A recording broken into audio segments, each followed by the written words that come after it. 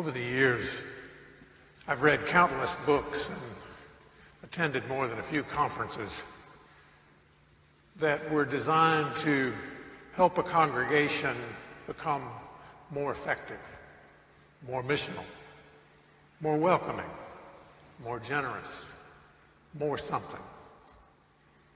And very often these books and conferences had some interesting suggestions on evaluating where things were now, how things were working now, so that you could get some sense of where you would need to go if you wanted to go someplace different.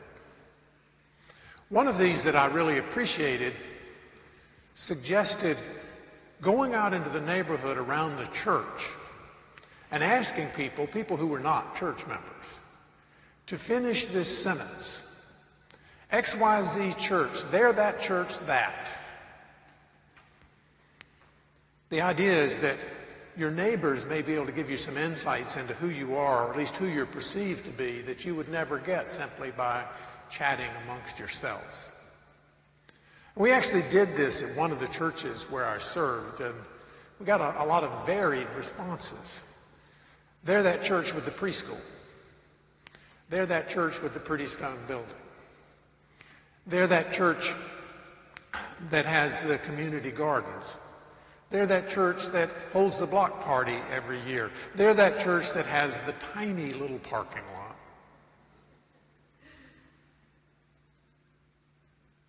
We've never done it here, never done this exercise, although I suppose we could do it fairly easily simply if all of you who live somewhere near the church went home and asked people around you to finish that sentence about FCPC. But we can't do that right now, so I'll simply imagine what some of the responses would be. They're that church with the pretty stone building. They're that church where people stand out on the road with Black Lives Matter signs. They're that church that has some sort of feeding program. They're that church where our kids learn to ride bikes or roller skates in the parking lot. They're that church with the rainbow flag. And perhaps you can come up with some more. Although if we actually did the exercise, I think you would find some surprises in the responses that people gave.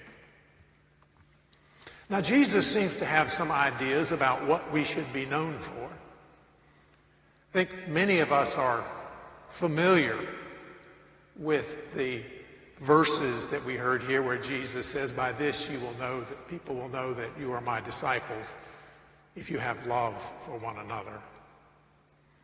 And I imagine most all of us have heard the song with the refrain, "And they'll know we're Christians by our love, by our love." Yes, they'll know that we are Christians by our love. But because we tend to handle Scripture and worship in little snippets, a problem that I've mentioned many times before, we may not get the full impact of our reading today. We may not get the full sense of it without a little more context. In the moments shortly before our reading on this night of Jesus' arrest, Jesus has washed the disciples' feet. This was a menial act typically done by a slave or servant. But Jesus says expressly that this is an example for his followers to reenact. And right after that, Jesus tells his followers that one of them will betray him. He then identifies the betrayer as Judas, although the other disciples seem unaware of this. And then when Judas goes out to do the deed, the Gospel of John says cryptically, "And it was night." That is the Gospel's way of saying that one of Jesus' own has been caught up in the darkness. And then, as soon as as Judas has gone out, Jesus says the words that we heard here. But that's not the only failing that is part of the context for our passage. As soon as our reading is over, Jesus then tells of Peter denying him 3 times.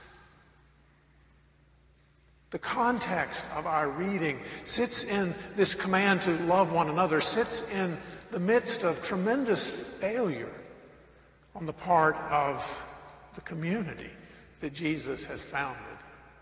The community that will be defined by love has failed spectacularly here at the critical moment. Jesus' glorification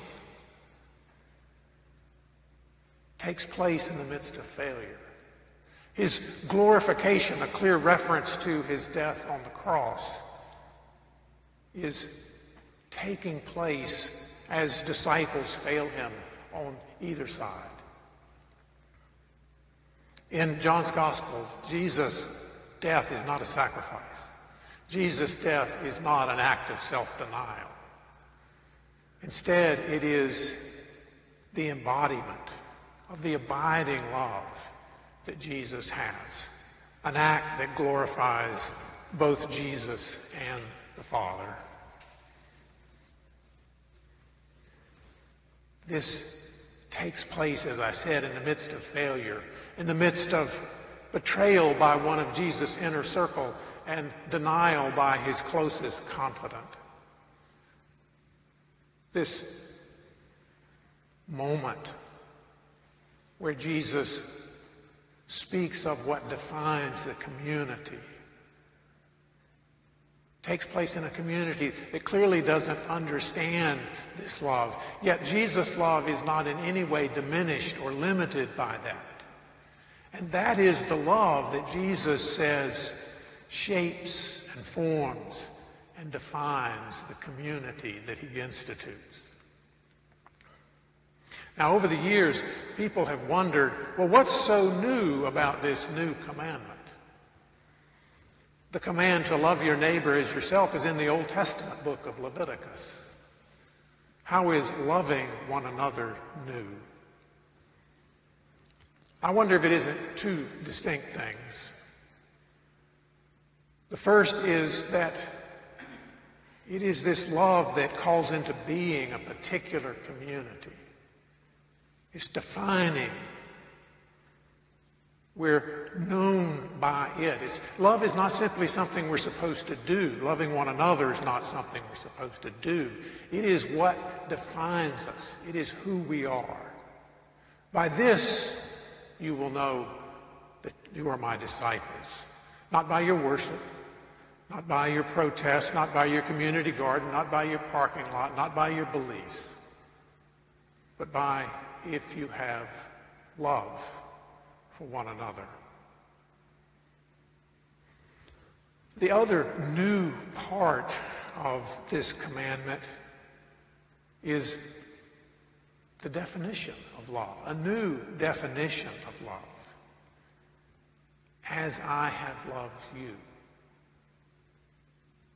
Jesus has just showed the disciples his love by washing their feet, by acting as a servant to them. And he is about to lay down his life for his friends. This is a radical act of love, a radical sort of love that Jesus commands for his community.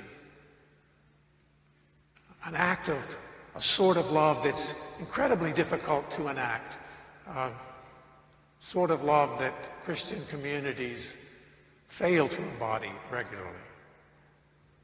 But we have our command to love one another, including the person that gets on your nerves, including that person who has hurt you, including that person who badmouths you. We're called to love all of those people, just as Jesus did. Just as Jesus did. What a difficult task. What an impossible task. I can't love just as Jesus did. I can't be just like Jesus. I can maybe get a little better at love, but to be just like Jesus? I think I'm on pretty safe ground to say that neither I nor any of you are going to be just like Jesus, that you're going to love just like Jesus. And I think maybe the Gospel of John anticipates this a little bit. The setting of Jesus' command to love in the context of such dramatic failure on the part of the disciples surely hints at the difficulty of obeying this command.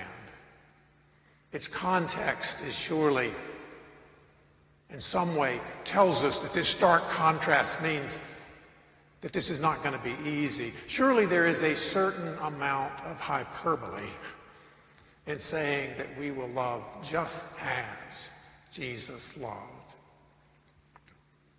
But there may be a bit more going on in the Scripture than we first see, in part because of a translation issue. The translation that we heard simply stated that Jesus had done something as an example and we were supposed to repeat it. You saw me love, now you love like that. But it's also possible to translate Jesus' words a little differently. A different translation, perhaps a more probable translation, says, I give you a new commandment that you love one another. So I have loved you in order that you might love one another. And read this way, it's more than just a command to copy Jesus. It says that Jesus' love in some way empowers us to love, equips us to love. Most of us learn to love in families. People who were much and well loved growing up tend to be good at love when they get older, whereas children who did not receive love growing up often struggle to love as adults. And I think Jesus is saying something somewhat similar here.